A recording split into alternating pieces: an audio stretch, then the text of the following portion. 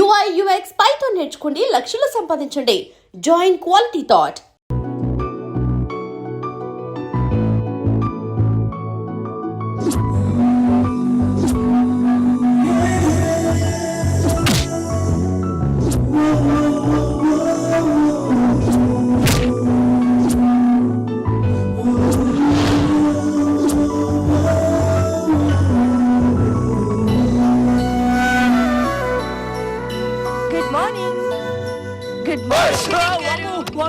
నువ్వా?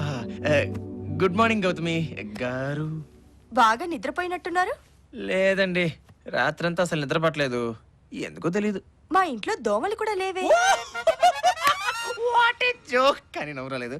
అంటే రాత్రంతా మీరు నన్ను డిస్టర్బ్ చేశారు కదండి. నేనా? మీ అమ్మమ్మ. లేకపోతే ఏంటండి, రాత్రి మీరు వచ్చి నన్ను బాగా ఇబ్బంది పెట్టేశారు. రాత్రి నేను మీ రూమ్ లోకి రాలేదు కదండి.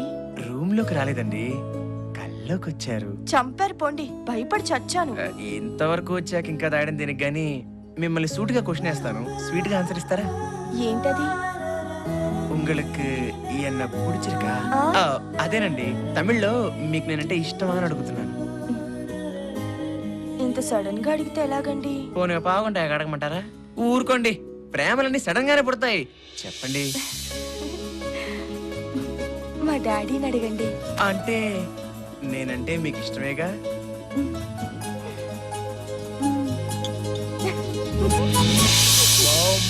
వాయ్యో వివేకు, మన రొట్టె విరికి గులాబ్ జామ్ బౌల్లో పడింది.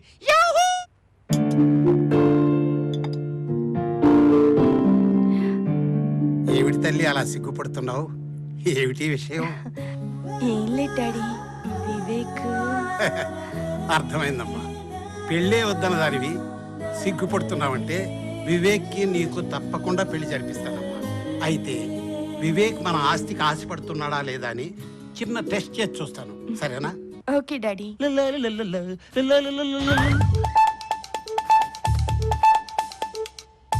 Good morning sir.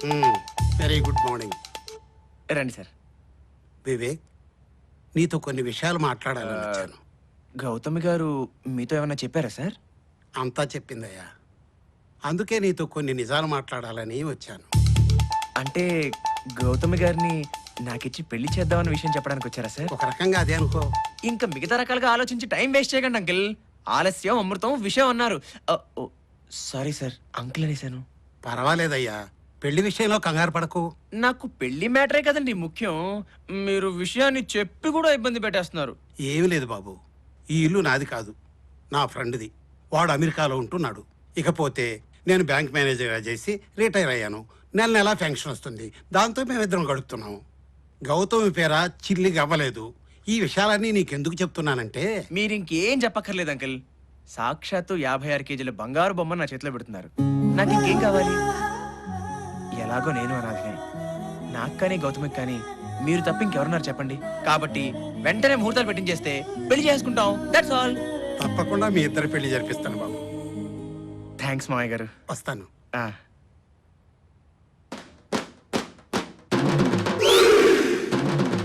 Gautami darling, 3వ వారంలోనే నా ఛాలెంజ్ తీరబోతోంది.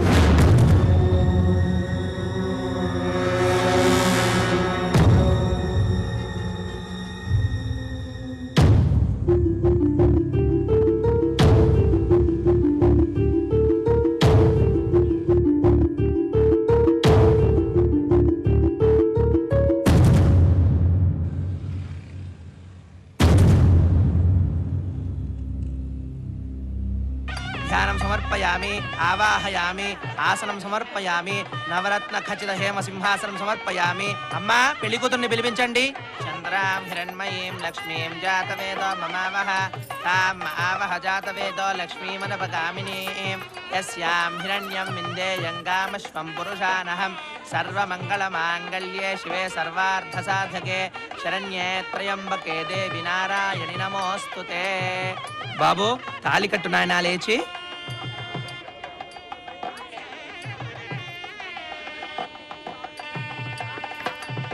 ఓం మాంగళ్యం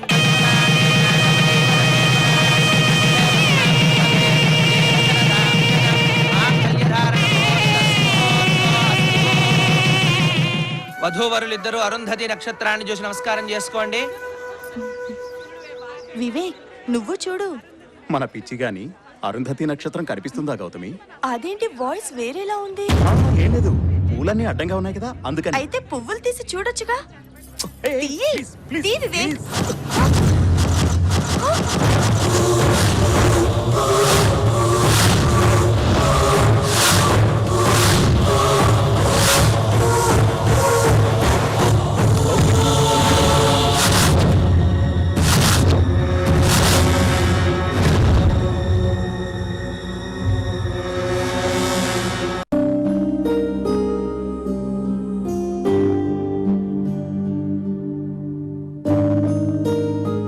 డాక్టర్, అమ్మాయికి ఏమైంది అసలు? కంగారు పడాల్సింది ఏమీ లేదండి. కొంచెం స్పృహ తప్పింది. 5 నిమిషాల్లో కళ్ళు తెరుస్తుంది. ఇదంతా నా వల్లే జరిగింది డాక్టర్. ఎలా? చెప్తాను డాక్టర్. నాకు గౌతమికి పెళ్ళైన వెంటనే నాకు ఆర్మీ నుండి కాల్ వచ్చింది. యుద్ధం జరుగుతుండగా మంచులో కాలు జారి లోయలో పడ్డాను. ఎలాగోలాగా అక్కడి నుంచి కష్టపడి మా గుడారానికి చేరుకున్నాను. నన్ను చూసిన మేజర్ ఆశ్చర్యపోయి నాకు ట్రీట్మెంట్ ఇప్పించి మనిషిగా చేశారు. కానీ అప్పటికే నేను చనిపోయానని మా వాళ్ళకి మీకు ఫ్యాక్స్ పంపించారు. వెంటనే నేను మామయ్యకి ఫోన్ చేశాను. అవును డాక్టర్, సుందరం నాకు ఫోన్ చేయగానే కాలు చేయలేదు. ఎలాగైనా వివేక్తో పెళ్లి తప్పించాలని నిర్ణయించుకున్నాను. వెంటనే మా అమ్మాయి ఫ్రెండ్ హనీకి ఫోన్ చేశాను. హనీ మత్తుమంది ఇచ్చి వివేక్ని తీసుకెళ్ళింది. వెంటనే గౌతమ్కి ఈ విషయం చెప్పాలని కారులో బయలుదేరాను. కారు రిపేర్, సెల్ ఫోన్కి సిగ్నల్ దొరకలేదు. ఏం చేయాలో అర్థం కాలేదు. అప్పుడు ఏంటి బ్రదర్, కారు మీకు డాష్ ఇచ్చిందా లేక మీరే ఇచ్చారా? అర్జెంటుగా నా పెళ్ళాం పెళ్లికి వెళ్ళాలని మధ్యలో కారు రిపేర్ వచ్చింది. మీరు సహాయం చేస్తే మళ్ళీ నా పెళ్ళాం మెళ్ళలో నేనే తాళి కడతాను. నీ పెళ్ళానికి మళ్ళీ పెళ్లి, అది ఇంకొకరితో, అంతేనా? ఇదేదో కొత్త సినిమా టైటిల్ లాగుందే. ఎవరో ఆ పెళ్లి కొడుకు? వివేక్ అని మా మామయ్య చెప్పాడు. ఆఖరికి నీ పెళ్ళానికి ఎసరు పెట్టాడన్నమాట. వాడు మీకు తెలుసా? వాడా? పెద్ద ముదురండి బాబు. ఆ వివేక్ గాడి కోసమే మేము కూడా వెతుకుతున్నాం. నువ్వు చెప్పేవాడు మేము పట్టుకోవాలనుకున్న వాడు ఒక్కడే అయితే నువ్వు వాడిని మాకు పట్టివ్వాలి. వాడైతే మీకు తప్పకుండా హెల్ప్ చేస్తాను. ఓకే రండి, రండి, ఎక్కండి. రండి. ఆ,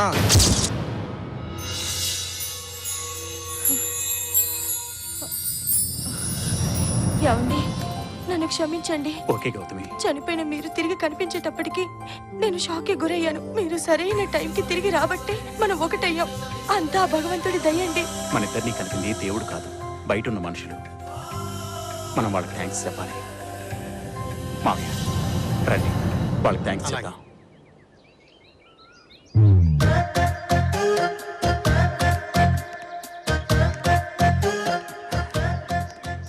నాకు హెల్ప్ చేసింది వీళ్ళే మామయ్య.